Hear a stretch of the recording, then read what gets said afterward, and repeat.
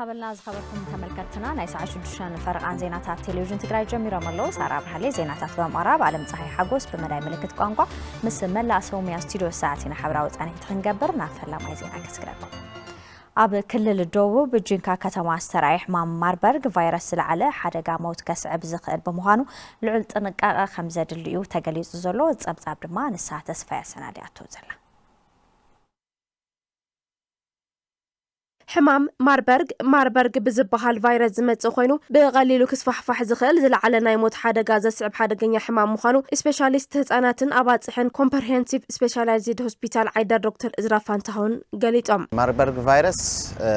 በቫይረስ ዝኽሰት ኮይኑ አባል ዘድሚ ትኩሳት ወይ ድማ ቫይራል ሄሞራጂክ ዲዚዝ ንብሎም ምስ ኢቦላ ተመሳሳሊ ዝኾነ ሕማም እዩ زي مالت حدش حمام يخونن ناي مقتال عقم دما ازيو زلع على نيرو نعمنت انغولا كساب 89% زبصح ناي موت حدقا يقالع نيرو يو تزتحت دما رواندا كساب 23% زبصح كافتم زتتحازو اكالات ناي موت قدات خوينوم يو እዚ ሕማም ኣብ ክልል ደቡብ ጅንካ ከተማ ዝተረአየ እንትኸውን ሓደ ሰብ በቲ ቫይረስ እንትጥቃዕ ውሑድ መዓልቲ ዝተፈላለዩ ምልክታት ከርኢ ከም ዝኽእል ሓቢሮም ሓደ ሰብ እቲ ቫይረስ ክትሓዝን ከሎ ልዑል መጠን ረስኒ ርእሲ ሕማም ቅርጥማት ኣብ ጨዋዳ ቃንዛ ምህላው ንዓቐመዋል ተምላስ ከርኢ ይኽእል እዩ ድሕሪ ተወሰኑ መዓልታት ድማ ኣብ ሰራውር ደም ስለ ዘጥቅዕ دم زتحاوسو تملاس دم زتحاوسو تقمات بفنجا باف مدميتي او خمون او تحتو قربت ناي مدميتي كقالع يخيل تحمامنا قد دخمت انكلو دما او كلاليت غوبات كمول حنغول لبي استفلاليو ناي ጉዳታት የስዕሞ ክሳሞት ዘቃልዕ ሕማም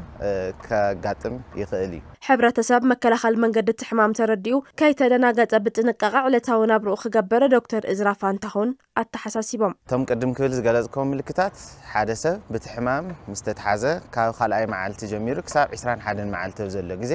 እቶም ምልክታት የርኢ እዚ ድማ ካብ ሰብ ናብ ሰብ ካፍቶም ዝመሓላለፉ ሕማማት እዩ መተሓላለፉ መገድታት ድማ ካብ ሰውነት ዝወጽእ ዝኾነ ይኹን ፈሳሲ ንኣብነት ከም እንትፍታፍ ክኸውን ይኽእል እዩ ረሃጽ ብሽንቲ ሰገራ ብደም ክመሓላለፍ ይኽእል እዩ ሰብ ድማ ብኢዱ ብዓይኑ በፍንጭኡ ወይ በኣፉ ብዝተፈላለዩ መገድታት ናብ ሰውነትና ይኣቱ እቲ ካሊእ መተሓላለፍ መገዲ ድማ በቲ ሕማም ዝተጠቕዐ ሰብ ዝጥቀመሎም ናውቲ እንድሕር ንሕዚ ኮይና እውን ብኣጋው እንድሕር ዘይንሕዚ ኮይና እውን እቲ ሕማም ክመሓላለፍ ይኽእል እዩ ካሊእ ድማ ካብ ኣደ ናብ ዕሸል እውን ኣብ ቅድመ ወሊድ ኣብ ወሊድን ድሕሪ ወሊድ እውን ክመሓላለፍ ይኽእል እዩ እቲ ለበዳ ዝተኸሰተሉ ከባቢ ዝነብር ሰብ እቶም ቅድም ኢሎም ዝተገለጹ ምልክታት ከርእን ከሎ ናብ ሕክምና ብምኻድ ናብ መፍለይ ቦታታት ብምእታው እውን እቲ ግቡእ ሕክምና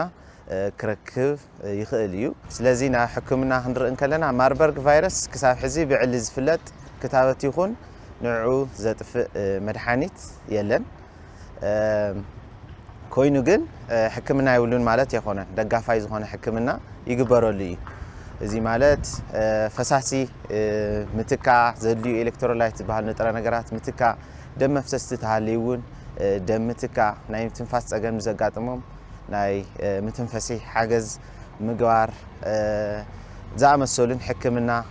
ይግበር እዩ بمسرة استقامت ممزاني كمال زيكالا بسرعن زي سرعن كيد ممار مستمر فقدس توهابن للحمسة كولجات كم زاجدة بيرو تكنيك موين سرح عدل فترة تقرأي أفليت زلو زبزاب مراو تسفى السنادي وزلو بيرو تكنيك موين سرح عدل فترة تقرأي نلعلي حمسة زي منقصاوي كولجاتن مسألة أنماخلاتن أجيدوم تي بيرو عبز حلفو كلت عمتات بصوب مويا بستقبرة مصنعتن كتتل المسرات تي إقادا كم استنبرة مختل حلافة بيرو أي تعلم أرقاوي قاليس أستات سبعان شدشتن زغنا كولجات نيرنا قدمتي وينات دحريو بتزنت أرنا أنفت ناب سرح زي أتوان دما شك نقبر نيرنا سومياتات اللونا تمزلونا سومياتات بحرحر كلاسر تمديوم النازرو بتزنت أرنا أنفت ناب سرح زي أتوا እናረጋገጽና እናገምገምና መጽና ኢና ስለዚ 2016 ናብ ስራሕ ኣተዋን ዘይኣተዋን ርኢና ግን ሽዑ 2016 ናብ ስራሕ ዝኣተዋን ዘይኣተዋን ዋላ መረጋገጽ እንተነበረና ምስቲ ዘጋጠመ ዕንወት ሃንደፍደፍ ኢልና ናብ ምዕጻው ናብ ካሊ ኣተናን 52 ኢና ጠቕላላ የለዋን ወይ ድማ ናፍቲ ስርዓት ኣተዋን ኢልና ውጽና ዘለና ካፍተን 52 ሸሞንተ ናይ ምእጋድ ደረጃ እዩ እገዳ ዝተነበረለን ውልቀ ኮሌጃት ኮና ማእኸላት መሰልጠኒ ዝተቐመጠለን ሕገ ደንቢ እንተኣማሊአን ብዝምልከቶም ኣካላት ተረጋጊጹ ስርሐን ክቐጽላ ከም ዝኽእላ ኣይተኣለም ሓቢሮም ይኹን እምበር ዋላ ሕዚ እውን ከምኡ ዘሎ ውሳነ ንወስን እምበር ሕዚ እውን መረዳእታ ኣለኒ እዩ ኣብ ስራሕ እየ ዘለኹ ናይ ሓበሬታ ጸገም ነይሩኒ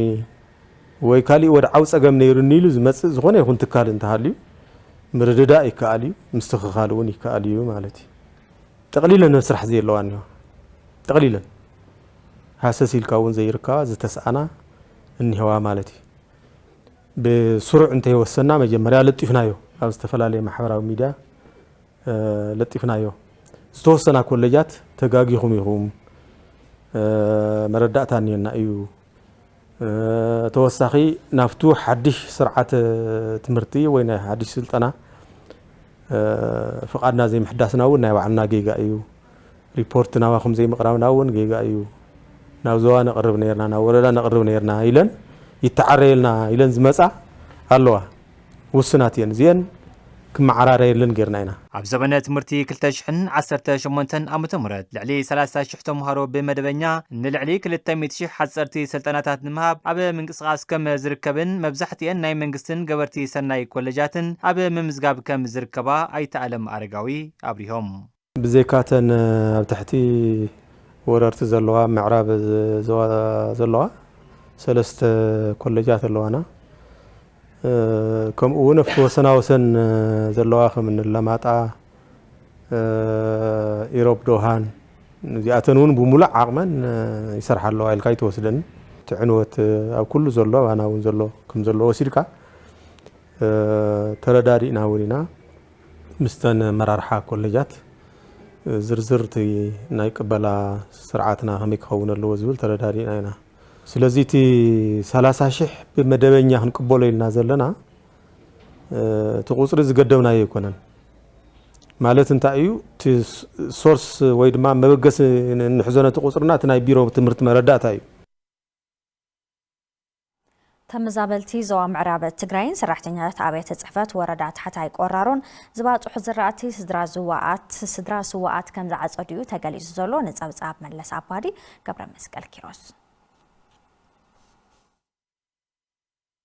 ካብ ዞባ ምዕራብ ትግራይ ተመዛቢሎም ኣብ ከተማ ሽረንዳ ስላሴ ተዓቂቦም ዝርከቡ ተመዛበልቲ ሰራሕተኛታት ዝተፈላለዩ ኣብያተ ጽሕፈት ወረዳ ታሕታይ ቆራሮን ኣብ 4 ጣብያታት ተወረዳ ዝባጽሑ ዝራእቲ ቦፍሪ ዓጺዶም ኣብ ጣብያ ማይ ኣድራሻ ዝራእቲ ስድራ ስዋኣት ቦፍሪ እናዓጸዱ ዝረኸብናዮም ኣባላት ፖሊስን ሰራሕተኛታት ኣብያት ዕዮን ምእንቲ ህላው ህዝቢ ኢሎም ህይወቶም ናይ ዝገበሩ ስድራ ስዋኣት ዝራእቲ ምእካብ ግደ ኩሉ ትግራዋይ ከም ዝኾነ ብምግላጽ ሓገዞም ድማ ቀጻሊ ከም ዝኾነ ይዛረቡ ስድራ ስዋኣትን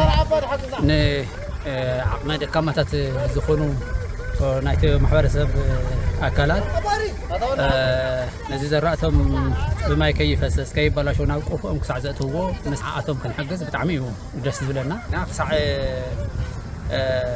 كان أكيوب ناقوف أم كسعزته هو نون يبغى حجز كان جور لهم من نايل نايل نعسب زمدكم زي سلام فترة من الناس الذي السلام زي تطعمنا دماء أخلهم بأقوى مأكلنا متينا زلنا مالت دقف استجبر لهم سدراسوا تجر لهم زل حجز زرعتهم وانو بزي حلو زناب نكيباخن كم مدحنو بتوساخي نعصيد زوات زنبرة جنزبن دخامن كم زك على لهم يجلسوا بتعمي صبق حجزي نعنا خبيركم كم زيركم اخلنا اخلي نايجلس يكون اخلي كلها نايلكم كم زيركم تحذر استجبرنا بتعمي دس لنا حلاف بيت صحفة زفر قطرة وردة تحتاج قرارو عيته جزايت اللهم أبتا وردة بستفل على زراعتي كابس تشفنه لعلي 20 هكتار مريت لعلي 17 هكتار بزراعة تقاف كم تشفنن زاجي دما لعلي فرقي كم تأكبه يبرو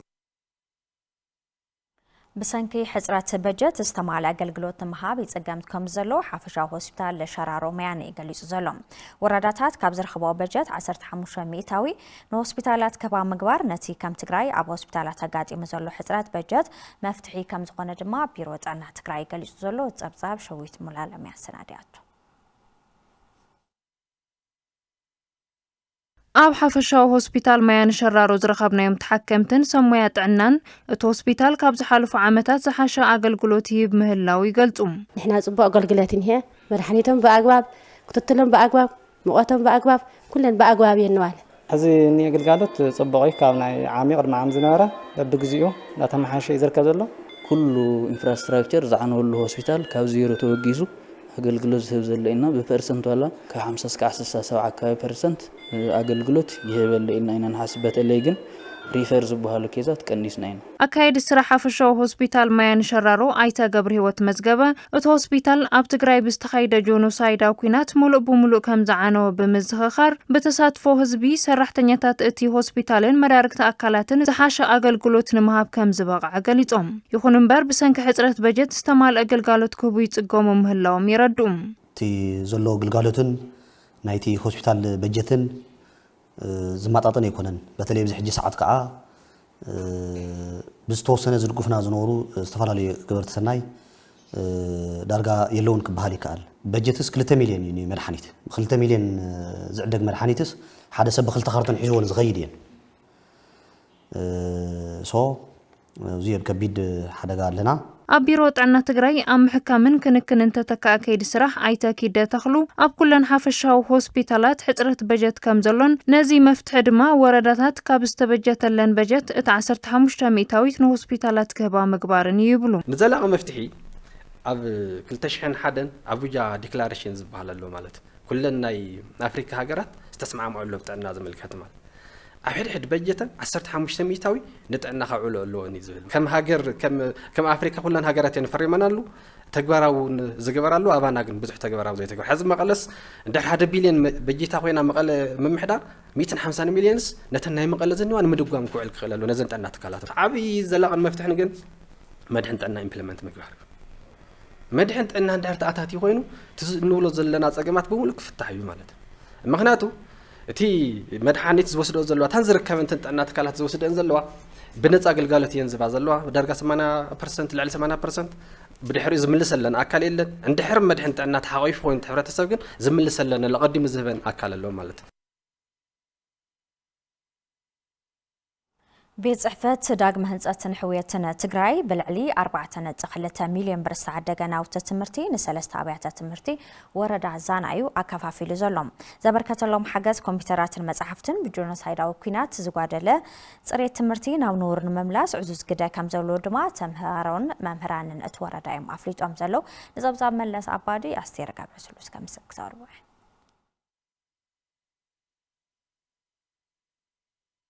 ቤት ጽሕፈት ዳግመ ህንጸትን ሕውየትን ትግራይ ካብ ባንክ ዓለም ብዝረኽቦ ሓገዝ ኣብ ወረዳ ዛና ንዝርከባም ብጆኖሳይዳዊ ኩናት ውሽጣዊ ንብረተን ዝተጓሕላ ሰለስተ ኣብያተ ትምህርቲ ደገፍ ናውቲ ዝተበርከተለን እንትኸውን ተረኺቡ ዘሎ ደገፍ ጽፈት ትምህርቲ ንምርግጋጽ ሓጋዝ ተራ ኣለዎም ይብሉ ተምሃሮን መምህራንን ተምሃርና ኣብ ክላስ ኮይኖም ዓርሶም ከይዶም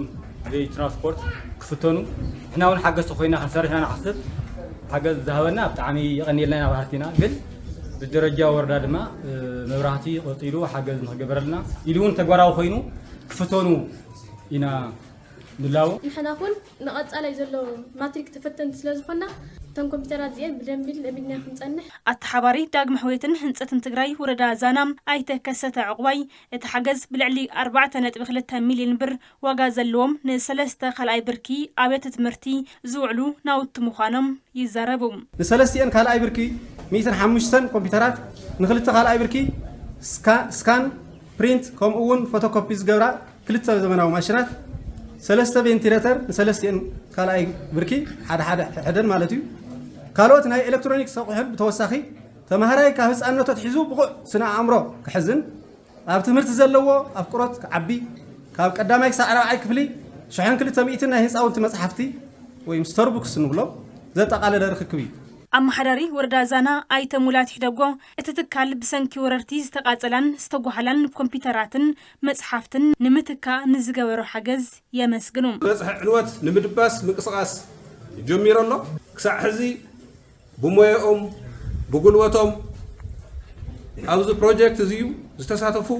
ብሹም ህዝብን ብምሕዳርን ወረዳ ዛና ዝለዓለ ምስጋና ኣለና ቤት ጽሕፈት ዳግመ ህንጸትን ሕይወትን ትግራይ ካብ ለገስ ትካላት ብዝረኸቦ ዘሎ ደገፍ ኣፍታ ወረዳ ዓኔንን ውሽጣዊ ንብረተን ተጓሒለንን ዝነበራ ኣብያተ ትምህርቲ ዳግም ኣገልግሎት ንኸባ ጻዕሪ ይገብር ምህላው ተሓቢሩ ገራዓልታ ሎጅ ብልዕሊ 150 ሚልዮን ብር ዳግም ተሃኒጹ ናብ ስራሕ ከም ዝኣተወ ተፈሊጡ ዘሎ እቲ ሎጅ ብጆኖሳይዳዊ ኩናት ልዕሊ 200 ሚልዮን ብር ዕንወት ኣጋጢሞ ከም ዝነበረ ድማ ዝዝከር ብዛዕባ ዝተሕዝቶ መሰረትና ተስፋይ ታደሰ ይሰናድዩ ዘሎ ካብ መጋብት 1999 ዓመተ ምህረት ጀሚሩ ናብ ስራሕ ዝኣተወ ሎጅ ገራዓልታ ኣብ ዓውዲ ቱሪዝም ትግራይ ናይ ባዕሉ ግደ ነይርዎም በጽሕቲ ዓዲ ጻንሕቲ ግዜኦም ኣብ ምንዋሕ ግደ ዝነበሮ እቲ ሎጅ ኣብ 2013 ዓመተ ምህረት ብልፍንታውያን ጸላእቲ ዕንወት በጺሕዎም ኣስታት 200 ሚልዮን ብር ዝግመት ክሳራ ዘጋጠሞ እንትኸውን ካብ ቁሳውን ንዋታውን ጉድኣት ብተወሳኺ ሰራሕተኛታት እቲ ሎጅ ንማሕበር ኢኮኖምያዊ ጸገማት ተቃሊዖም ጸኒሖም ድሕሪ ውዕሊ ሰላም ፕሪቶሪያ ዳግምና ምሕዳስ ዝኣተወ ሎጅ ገራዓልታ ተሓዲሱ ብምሉእ ናብ ስራሕ ኣትዩሎም በዚ ድማ ሰራሕተኛ ሎጅ ሕጉሳት ምዃኖም ይዛረቡም احنا وين ተጎሳቂልና ኢና ነርና ብሰንኪ ቢኹላት ተጎሳቂልና ህዝም ናብ ህድሳት ኣትዩ احنا ውን ናይ ስራሕ ዕድልና ፈጢርና ኣለና ደቅና ንዕብለና ዘለና ሩማት እስካብ 26 ሩማት ኣለዋና እስካብ 50 ምናምን ሰብ ሓደ ሌት ክንሕድር ንኽእልና ትግራይ ኣብ ሬድ ዞንና ሓደ የሎ ዞን ኣለና እዚ ናብ ግሪን ዞን ዝኸደሉ መንገዲ ክስራሕ ኣለዎ ዲፕሎማሲ ኮን ይኽእል ብኻሊ ኮን ይኽእል ካይነና በኢንቨስትመንት ቢሮ እንደገና ከምዞ ፕሮጀክታት ክተዋውዑ ክግበር ኣለዎ እቲ ሎጅ ዳግም ተሃኒጹ ናብ ስራሕ ምእታው በጻሕቲ ዓዲ በቀረባ ጸጋታት መስሕብ ቱሪዝም ትካባቢ ምቹ መዕረፍ ረኺቦም ንክሪኡ ዕድ ዝፈጠረ ኮይኑ ሃወጽቲ ውሽጢ ዓድን ወጻእን ኣብቲ ሎጅ ግቡእ ኣገልግሎት ይረኽቡ ከም ዘለዉ ይገልጹ Originally from Germany ካብ ጀርመኒ የመጽ ንመጀመርታ እየ ናብ ትግራይ መጽ ኣብ ጻሕንሒቴ ናብ ትገባው እንደየበ ነይረ ሰላማዊ ምንቅስቓስ እዩ ዘሎ come to Ethiopia many times ናብ ኢትዮጵያ ብዙሕ ግዜ ተመላሊሰ ናብ ትግራይ ግን ንፈለማ ኣዋንየ እዚ ቦታ ብጣዕሚ ደስ በሃሊ እዩ አቡነ የማታ ማርያም ቆርቆረን እነሱን ጎብኝቼ እየተመለስኩ ነው ያለሁት አቡነ ማንታን ማርያም ቆርቆረን ሐዊጸየም ገራዓልታ ኩሉ ተዝሪኦ ባህላየም ሰላማዊ ቦታ እዩ ረባሺ ድምጺ ካብ ዘሎ ከተማ ኣብዚ ግዝኻ ምሕላፍ ዓብይ ነገር ኢለ መክር ኣካያድ ስራሕ ሎጅ ገራዓልታ ወልዳ ያስገዶም እቲ ትካል በቱኪናት 200 ሚልዮን ብር ዕንወት ከም ዘጋጠሞ ይረዱም ቅድሚ ዝነበረ ልዕሊ 200 ሚልዮን አካባቢ ዳሜጅ ኮይና ሜዲሲናል ምሕዳስ حد شو حزم تاي زنبرة تبلاش يروحوا المسرح زبيلينجات بيل مقار it's like 150 مليون هكاوي ودينا سرح جميلنا إتولوج تحدثوا عدة سرح كم فترة ونقلصهم بدمر كشع 7-5 سرح تنجلونا قوامتي 6 سرح تنجلونا جزام 10-15 جزاوي سرح تنجلونا أما على كشع 6 أجاش نسأنا نقول بركة إحنا لنا كابزنبرنا أتليست بعث فيه بزبهال درجة أما حشنا لنا كاب كدم تونس زنورة ب5% عبينا يلنا كل بروفيشنال بزهونا ملكعنا جميعنا زلنا من محدار كتما حوزين نتولج مسفح فز خون حد نتشمنت هكتار مريت كم زهابة مرد تخيلوا ኣብ ዘለሓለፈ ዓመት ስርሑ ዝጀመረ ኣብ ከተማ ዓድዋ ዝርከብ ሰሎዳ ኣምነ በረድ ኣብ ክል ብዙሓት ማሕለኻታቱ ኮይኑ ምህርቱ ብዝሓሸ ብርኪ የፍሪ ከም ዘሎ ይገሊጹ እቲ ብኣስታት ፍርቂ ቢልዮን ብር ዝተመስረተ ፋብሪካ ኣምነ በረድ ጸጋዳት ትግራይ ናብ ረብሓ ኣምቕያርን ዕድል ስራሕ ምፍጣርን ናይ ባዕሉ ዝኾነ ግደ እናተፃወተ ይዝርከብ እዚ ዛዕባ ተስፋ ዝገዓስበ ይሰናድዩ ኣብ ዝሓለፈ ዓመት 2017 ዓመተ ምህረት በኣስታት ፍርቂ ቢልዮን ብር ካፒታል ዝተመስረተ ኣብ ከተማ ዓድዋ ዝርከብ ፋብሪካ እምነ በረድ ሰሎዳ ጸጋታት ትግራይ ናብ ረብሓ ምውዓልን ዕድል ስራሕ ምፍጣርን ናይ ባዕሉ ግደ ይጻወት ከም ዘሎ ኣካየዲ ስራሕቲ ፋብሪካ ኣይተ ተስፋይ ገብረ ህይወት ይገልጹ ካፒታል ናይት ፕሮጀክት ቶታል ኮስቱ ምስኳሪ ናብ 480 ሚልዮን እዩ እዚ ሳልሳይ ፌዝ እዩ ዝሓድሽ ንብረት መጽኡ ዝኔ 3 ሽፍቲ ይሰርሕ بقوامي 105 أكابي له بزي ليبر زم معلتاوي زلعلو ዝጽዕኑ ዘውሩ ቶታሊ ዳ 150 አካባቢ ሰበለና በሰለስቱ ሽፍቲ ማለት ናይ መጀመሪያ ማሽንም ጤና ያዝነበርና በሳይዙ ንእስ በላይ ነይሩ ሕዚ መጽዩ ዝነያ ከዓ ናቱ ክልተ ዕጽፍ ከምርት ዝኽእል ማሽን ይመጽዩ ዘሎ እቲ ፋብሪካ ስራሕ ምጅማሩ መነባብሮኦም ክመርሑን ስድሮኦም ክጥውሩን ካብ ምሕጋዝ ብተወሳኺ ምስ ቴክኖሎጂ ክላሉይን ፍልጠትን ክእለትን ከዓብዩን ከም ዝሓገዞም ሰራሕተኛታት እቲ ፋብሪካ ይዛረቡ ጽቡቕ ለውጢ ጽቡቕ ትምህርቲ ንቐስመሉ እዩ ያው እናሰፍሓ እንተ ዝኸድ ሓገዝቲ እውን ይመጽኡ እዮም ላዕለዎት ሰብ ሞያ ያው ዘይትፈልጦ ዝነበርካ እውን ካብቶም ሞያ እናተምሃርካ እዩ ያው ተን ማሽን ኦፕሬተር ምግባር ግን ዘሽግር ነገር የለን ማለት እዚ ስራሕ እዚ ንምፍጣሩ ብጣዕሚ ጽቡቕ ስራሕ ይሰርሕ ኣለኹ ኣብ ጽቡቕ ደረጃ ኣለኹ ያው መናውረይ ጽቡቕ መናውረይ መራ ኣለኹ መንእሰይ ናብ ስደት ናብ ዘይተደለየ ካልእ ኸርተት ናብ መስተ ናብ ካልእ ዝኣቱ ዘሎ ፋብሪካታት ዋሕዲ ከምዚአን ፋብሪካ ዘይምህላው ዋላት ግዜያዊ መንግስቱን ከምዚአን ዘለዋ ትካላት ብደንብ ትኩረት ይወን ንኽሰርሓ ንኽንቀሳቐሳ ተዝሕግዝ ብጣዕሚ ሓሪፍ እዩ ማለት እዩ ፋብሪካ እምነበረድ ሳባ ብዙሕ ሓገዝ ከም ዝገበረሎም ዝሕብሩ ኣይተ ተስፋይ እዚ ስዒቡ ድማ ናብ ቻይናን ካናዳን ሰደድ ንምግባር ጅማሮታት ከም ዘለው ይገልጹ ዘለዎማን ደረጃኦም ካብ ደገ ካብ ዝመጹ ብጣዕሚ ዝሓሸ ናይ ተፈጥሮ ጸጋ ኣለና ተፈጥሮ ጸጋ ምጥቃምን ኤክስፖርት ከመይ ይግበርን ግን ኣጋጣሚ ንሕና ልምዲ ይብልናን ግን ልምዲ ካብ ሳባ ሼር ንገብር ኣለና ቅድሚ ጦርነት ዝነበረ ኩነታት ከመይ ኤክስፖርት ገይሮም እንታይ ዓይነት ልምዲ ነይሮም ዝብል ድጋፍ ይገብሩልና ኣለው ሳምፕል እውን ርኢኽና ኣለና ናብ ቻይና እና ናብ ካናዳ ዝወሰዱ ሰባት ኣለው ብእምነት ደረጃ ከምዚ ኣነ እኳ ካብ ዝፈልጦ ናብ 9 ከባቢ ንበፅሕ ኣለና ተመሳሳሊ ዝኾነ ፕሮጀክት ብዙሕ ሰብ ተረዲኡ ጥቕሚ ከም ዘለዎ ከሻግረና ከም ዝኽእል እውን ተረዲኡ ብዙሕ ሰብ ይኣቱ ስለ ዘሎ ናፈለጥናዮ ኢና ውፅኢቱ ኢለ ይሓስብ ኢንቨስትመንት ትግራይ ንኸዓቢ ኩሉ ዝምልከቱ ኣካል ብናተይነት ስምዒት ክሰርሕ ይግባእ ዝብሉ ኣይተ ተስፋይ ሰብ ሃፍቲ እውን መዋእለ ንዋዮም ኣብ ዓዶም ከፍስሱ ፃውዒት ኣቕሪቦም ንማእኸል ሃገር ኢና ንፅዕኒ ዘለና ጽቡቕ ዕዳጋ እዩ ዘለዎ ጽቡቕ ጠለብ እዩ ዘለዎ ናይ ኣቕርቦት ፀገም ከም ዝበልኩኻ ሕዚ ናይ ትራንስፖርት ፀገም ኣሎ ምስ ነዳጅ ተተሓሒዙ ምስ መንገዲ ምዕፃው ቆምታት ስለ ዘለዎ እሳቶም ተተፈቲሖም ዝሓሸ ዕዳጋ ከልዎ ኢልና ኢና ኣቲናዮ ዝሓሸ እውን እዩ ካብ ካሊእ ክንጅምር ከለና ብዙሕ ነገራት ነይሩ ግን ሓሊፍናዮስ ናይ መጀመርያ ፌዝ ምህርቲ ጀሚርናስ ካልኣይ ፌዝ ማሽን ነምፅእ ኣለና ሳልሳይ ፌዝ ከዓ ናብ ኳሪ ክንከይድ ንሓዙ ዘን ዝኽእሉ ክትሪኦ ከለኻ ዘይሕለፍ ነገር ስለ ዘየለ ደፊሮም ሰብ ሃፍቶ ዓዶ ኢንቨስት ክገብሩና ቻሌንጅ ክዋፅኡ ክዳፍኡ ክኽእሉ ኣለዎም ኢለ እየ ዝሓስብ ደቡብ ኣፍሪካ ብደረጃ ኣፍሪካ ዝካየድ ፈላማይ ዋዕላ ጉጅለ 20 ንምስትእንጋድ ምድለዋታ ከምዛዘመ ተፍሊጣላ ብሃገራት ጉጅለ 20 ዝፍለጥ ሃፋትመን ኣብ ምምዕባል ዘለዎ ሃገራት ኣብ ደቡብ ኣፍሪካ ከተማ ጆሃንስበርግ ዋዕላ ንምክያድ ምድለዋተን ከም ዝወዳእ ዕላው ጌረን ኣለዋ ኣተኣናጋዲት ዋዕላ ዝኾነ ደቡብ ኣፍሪካ ከም ዝገለጸቶ ንለውጢ ኩነታት ኣየር ስዒቦም ኣብ ድኻ ሃገራት ዝፍጠሩ ፀቕጥታት ንምክሕሓዝ ፋይናንሳዊ ድጋፍ ክረኽባ ኣብቲ ዋዕላ ኣጀንዳ ከም እትገብሮ ምግላጻ ዴይሊ ሜል ይጸብጺቦም ኣብ ኣፍሪካ ዝካየድ ፈላማይ ዋዕላ ኣፍሪካ ዘግልሉ ፖሊሲታት መምሕያሽ ሓጋዛይ ምዃኑ ጸብጸበ መርበብ ሓበሬታ ግራፊክስ ብግዶም ኣብ ዓለማውን ንግዳውን ፋይናንሳዊ ዝውውር ዝረኣዩ ምድልዎታት ኣካለት ዘተ ከም ዝኾነ ኣብርሂዮም ኣብቲ ጉጅለ ጽዕንቶ ፈጠርቲ ካብ ዝበሃሉ ሃገራት ዝኾነት ኣሜሪካ ብሰንኪ ምስ ደቡብ ኣፍሪካ ዘለዋ ምስሓብ ንፈለማ እዋን ኣብቲ ዋዕላ ከም ዘይተሳተፍ ፕሬዚዳንት ዶናልድ ትራምፕ ምግላጾም ጸብጻብ መርበብ ሓበሬታ ግራፊክስ እዩ ኣመላኺት ዘሎ ገብረ እግዚአብሔር እዩ ኣሰናዲዎ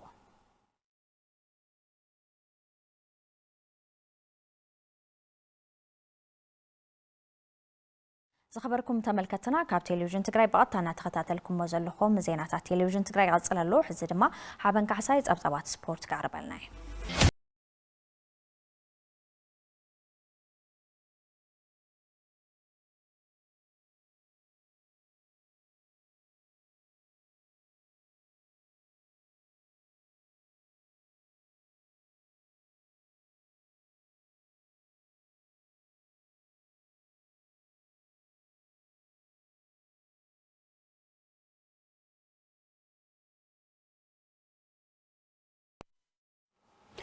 سلام مسجنا سلام طنا هبلي كما يتقولوا استفلا لزينة سبورت حيزا قريبا له فلما يزعبانا زخون شامبيونا بشكليت أفريقيا 2025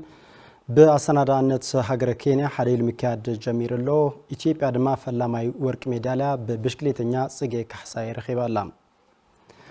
أبز الثلاث هاجرات ساتفالو كباسر تحرك 7 حدار زكادو الدر بمخفة أبز سالتا 14 كيلومتر شفنا جونيور دكانستيو والكرونومتر بشكليتين يصقي كحساي 10 سكند فليا قدمها درجة بمتاو فلاماي ميداليا ورق رخيبالا ብሽክሌተኛታት ኤርትራን ሩዋንዳን ድማ ካልኣይን ሳልሳይን ደረጃ ረኺበን ተዓወት ሜዳልያታት ብሩርን ሓስን ኮይነን ጽጌይ ካሕሳይ ብሰዓት 42.3 ዝተጓዓዘት እንትኸውን 19 ደቂቃን 59 ሰከንድን ድማ ዝወደላ ሰዓት እዩ ኣብዚ መድረኽ ብርትዕት ተነሓናሒት ኮይና ዝቐረበት ብሽክሌተኛ ራሄል ታመነ ድማ 4ይ ደረጃ ረኺባ ኣብዚ ክሳብ ሰንበት ሳልጥ ውድድር ኢትዮጵያ ዝውክሉ 10 ተጋሩ ብሽክሌተኛታት ብኽሊት ጾታ ዝሳተፉ እንትኾኑ ብሽክሌተኛ ሰመረ እውን ብውል ጁኒየር ደቂ ተባዕትዮ 8ይ ደረጃ ረኺቡ ውድድሩ ዛዚሙሎ ሞሪሸስ ተዓዋቲት ሜዳልያ ወርቂ ኮይና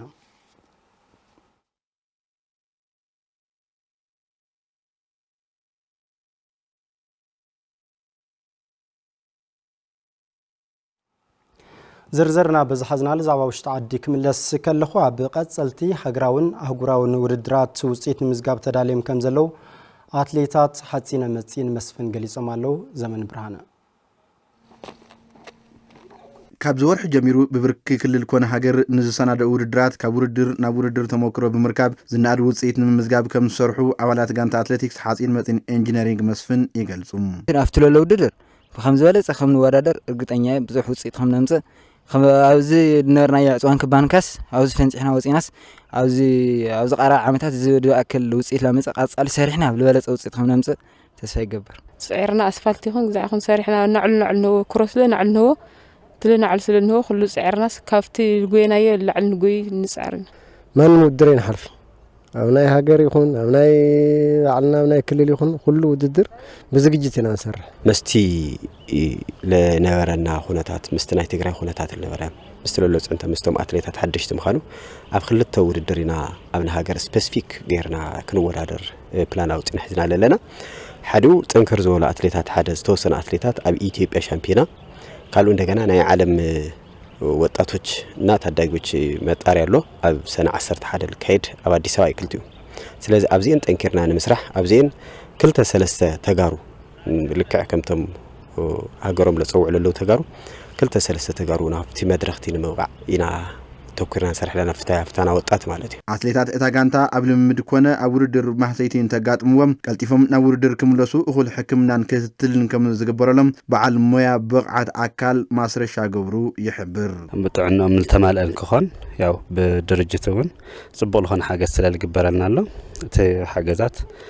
ኣጠናኺርና በዓልና ብልግበር ሞያዊ ታይስሙ ጌርና ተሓጋጊዝና ኢና ንሰርሕ ኣለና ኣሰልጣኒ ጋንታ ኣትሌቲክስ ሓጺን መጺን ኢንጂነሪንግ መስፍን በርሀተ ረቅም ኣብ ትግራይ ዘሎ ዕቑር ዓቕሚ ኣትሌቲክስ ብዝግባእ ናብ ረብሓ ንምውዓል ክስራሕ ኣለዎ ይብል እቲ መንግስታዊ ማሕበር ማለት እዩ ኣብ ማንም ወረዳ ኣብ ዝተወሰነ ወረዳታት እየን ኣሰልጣኒ ተመዲውለን ዝኾነ ብነፃ ንሱ ኩንኩ ብነፃ ይስራሕ ኣሎ ሕድሕድ መንግስት ኣካል ምስ ፌደሬሽን ኮሚኒኬት ይግበር ፌደሬሽን ምስናይ ወረዳ ምስናይ ዞባ ምስናይ ምና ማሕበራት ኮሚኒኬት ብምግባር ግን ኣብ ሓንቲ ወረዳ ሓደ ሰልጣኒ እሳያትን ፍራይ እንዲ ስለዚ ሓደ ሰልጣኒ ደሞዝተኛ ኮይኑ ተንቀሳቀስ መማሓደሪ ባኣ ኮይኑ ተንቀሳቀስ ንባዕሉ ክብል ክሰርሕ ተሰልጣኒ ጋንታ ኣትሌቲክስ ሓጺን መጺን ኢንጂነሪንግ መስፍን ብኽልቲኡ ጾታ ኣብ ዝተፈላለዩ ውድድራት ኣብ ምስታፍ ትርከብ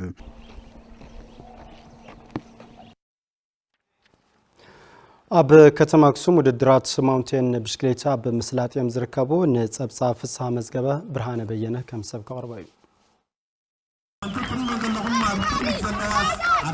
ኣብ ከተማ ኣክሱም ኣብ ዝተኻየደ 35 ኪሎ ሜትር ዝሸፈነ ውድድር ብሽክሌታ ደቂ ኣንስትዮ መቕደስ ሃፍቱን ሚልዮን ገብረ መድህንን ክልቲአን ካብ ከተማ ኣክሱም ዮርዳኖስ ሃይላይ ድማ ካብ ዓወት ጁስ ካብ ቀዳማይ ክሳብ ሳልሳይ ደረጃ ዛዚመን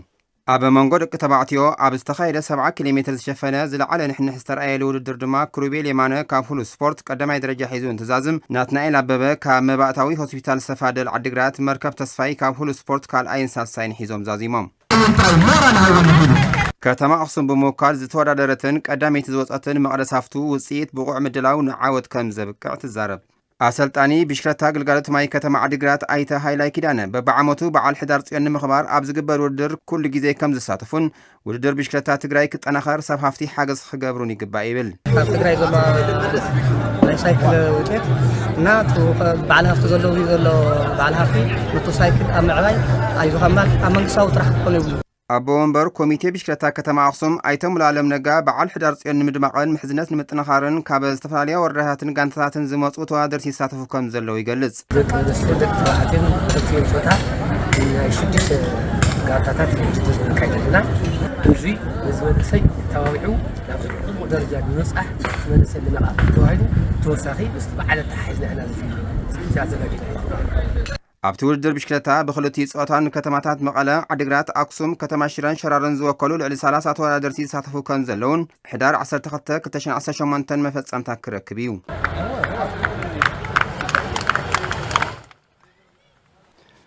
ብምኽንያት ግጥማት ዋንጫ ኢትዮጵያ ተቋሪጾም ዝጸንሑ ሰብኢ ፕሪምየር ሊግ ኢትዮጵያ ካብ በሎማለት ሐሙስ ጀሚሮም ክሳለጡ እዮም። ሰዓት 9 ጋንታ መቐለ 70 እንደርታ ምስ ሲዳሞ ቡና ክትራኸብያ ጸወታ ኣብ ስቴድየም አዲስ አበባ ይካየድ። ጋንታ መቐለ 70 እንደርታ 2 ነጥቢ ሒዛ ብመበል 18 ደረጃ ትርከብ። ሲዳሞ ቡና መሪሕቲ ሊግ እያ። ካልእ ነገለ አርሲ ምስ አዳማ ከተማ ሰዓት 10 ኣብ ስቴድየም ዩኒቨርሲቲ ሃዋሳ ጸወተን ክሳልጣ እየን። እቶም መርሃ ግብርታት ዕለተ ዓርቢ ቀፂሎም ወልዋል ዩኒቨርሲቲ ዓዲግራት ምስ ሃዋሳ፣ ባንኪ ንግዲ ኢትዮጵያ ምስ ወላይታ ድቻ፣ ኢትዮጵያ ቡና ምስ ኢትዮጵያ መድን፣ ቅዱስ ጊዮርጊስ ድማ ምስ ሃዲያ ሆሳና ጸወተን ክሳልጣ እየን። ዕለተ ቀዳም ምድረገነት ሽረ ምስ መቻል ሰዓት 10 ዝሳለጥ መርሃ ግብሪ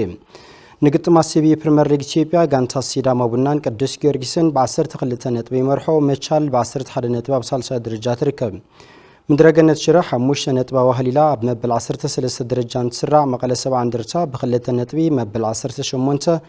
ወልዋል ዩኒቨርሲቲ ዓዲግራት ድማ ብ1 ነጥቢ ኣብ ሓደጋ ምውራድ መበል 20 ደረጃ ትርከብ።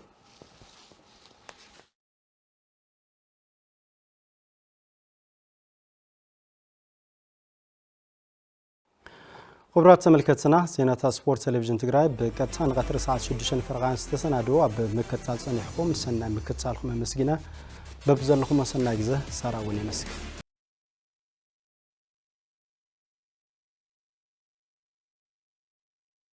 ዝኸበርኩም ተመልከትና ካብ ቴሌቪዥን ትግራይ እናተኸታተልኩም መጽንዕኩም ዜና ሰዓት 6 ፈረቃን ነዚ መስል ነይሩ። ስለመከታተልኩም አመስኪና ሳራ ብራህለ ዜናታት እናቀረብኩ ዓለም ፀሐይ ሓጎስ በመዳይ ምልክት ቋንቋ መስመላ ሶም ስቱዲዮ ሰዓትን ሕብራዊ ጻኒት ነርና ሰናይ ግዜ ተመኒና